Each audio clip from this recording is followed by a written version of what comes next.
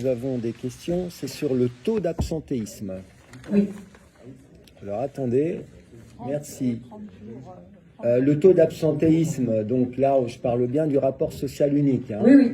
Donc ce taux d'absentéisme pour raison médicale est de 10% à la mairie, Oui. ce qui représente 30,1 jours par agent sur l'année 2022.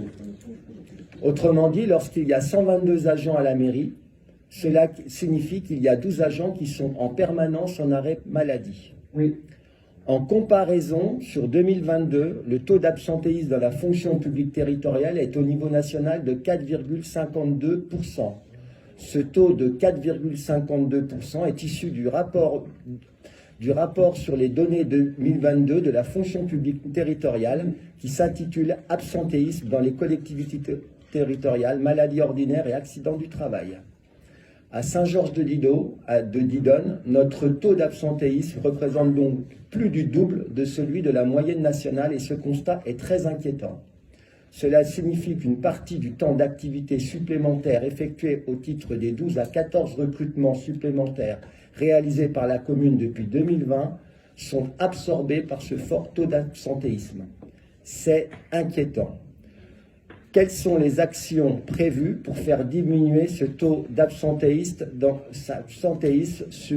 dans les années qui viennent? Merci. Oui, alors, déjà, c'est effectivement vrai, j'ai vu l'article aussi, les 4,52. J'ai aussi vu un article dans le Sud-Ouest aujourd'hui, au niveau du département de Charente-Maritime, au niveau du conseil, il y a énormément d'absentéisme aussi. Je ne sais pas si vous avez lu l'article. Oui, mais comment? Voilà. Donc, c'est quand même aussi impressionnant à ce niveau-là.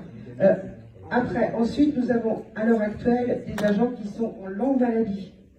Donc, ils font partie aussi, qui gonflent ce taux d'absentéisme.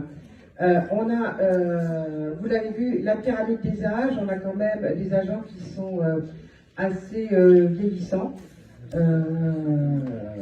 qui parfois ont des accidents avec des invalidités ou des problèmes de santé. Comment?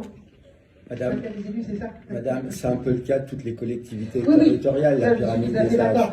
Les Mais, agents qui sont en longue maladie, c'est un peu le cas partout. Donc, quand on a une augmentation du double par rapport à la moyenne nationale, il y a quand même de quoi s'inquiéter. Alors rien n'est figé. La question est de savoir qu'est-ce qui est prévu pour revenir à un taux plus conforme à la moyenne nationale. C'est ça la question. Monsieur Bouquet, je vais vous répondre. Il s'agit des progrès de la médecine. Nous avons des personnes en longue maladie et nous les gardons. Voilà. Et c'est pour ça que nous avons ce taux exceptionnel. Et quand ces personnes seront malheureusement sorties de la communauté, eh bien, nous n'aurons plus ce taux excessif. Alors, il n'y a pas que le progrès de la médecine qui rentre, il y a aussi les conditions de vie au travail, l'environnement, la manière dont les agents sont traités. Je vous rappelle quand même que vous avez prévu dépenser 75 000 € pour assurer votre défense par rapport au procès que vous ont intenté certains personnels qui, a priori, font peut-être partie de ce taux d'absentéisme puisque vous les avez pratiquement mis à la porte. Donc, il n'y a pas que les progrès, la médecine, il y a peut-être vos progrès en management qui sont à reconsidérer. Voilà, merci. donc, merci Monsieur Bouquet pour votre intervention. Donc là, maintenant, on va passer au vote. Donc, est-ce que vous avez bien pris acte du rapport social unique 2022? Donc, qui est contre? Qui s'abstient? Merci à vous.